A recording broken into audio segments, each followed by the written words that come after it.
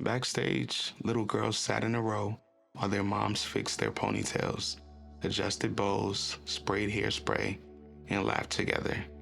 And then there was him, standing quietly in the corner, holding 27 bobby pins, watching the same tutorial on his phone for the fourth time. Because this was supposed to be Mom's job. He never learned how to braid hair, never cared which brush was which, never even knew what a bobby pin was called. She did. She knew all of it. She was supposed to teach that little girl. She was supposed to be standing here, laughing, fixing loose strands of hair, telling him he was overthinking it. Instead, it was just him, holding a phone in one hand, a handful of bobby pins in the other, trying to remember whether the flat side went up or down. His hand shook, not because the braid was difficult, but because every strand reminded him who wasn't there to fix it. He reached beside him to hand her another bobby pin. Then he remembered the chair beside him was empty. He took a slow breath, looked back at his daughter, and tried again. 20 minutes later, he finished.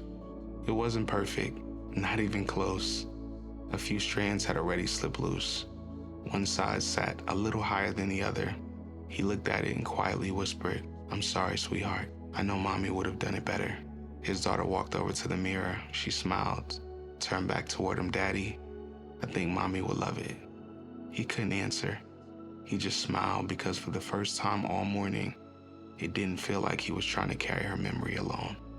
The lie is that when one parent is gone, the other one has to become both. The truth is that your children aren't asking you to replace the one they lost. They're asking you to keep loving them with everything you have. Love has a remarkable way of teaching us what we never imagined we could learn. As Jesus hung on the cross, he looked down and he saw his mother. Then he entrusted her into John's care. Even in his final moments, his heart was still making sure the people he loved wouldn't walk through life alone.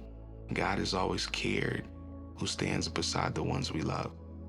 Sometimes he gives grieving fathers strength that they never thought they would need, for moments they never imagined that they have to face. That's one of the reasons I coach fathers, because some of you are carrying a weight that very few people can understand. You're raising beautiful children while grieving the person who was supposed to be raising them with you. Brother, if that's your story, I want you to hear this. You don't have to become her. You just have to keep showing up as their dad, and that matters more than you know. If this reminds you of a father who's raising his children after an unimaginable loss, share this with them. He deserves to know that someone sees what he's carrying. And if this hit home for you, subscribe. Stay locked in with the channel. Over the next few weeks, I'm going to keep sharing the same frameworks that I teach the fathers I coach. Then go read The Father Wound. The first 4 chapters are completely free. The link is in the channel bio. My name is Spence Harris, and I'm the Daddiez coach. From hustle to home, this is Fatherhood Rebuilt.